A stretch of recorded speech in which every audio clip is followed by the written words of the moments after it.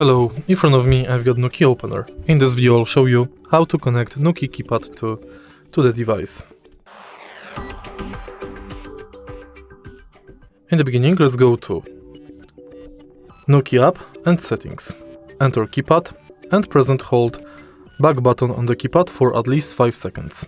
Add keypad on the screen display.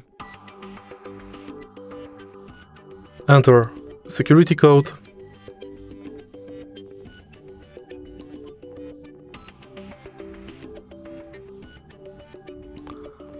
Add fingerprint or skip, tap done, and it's set.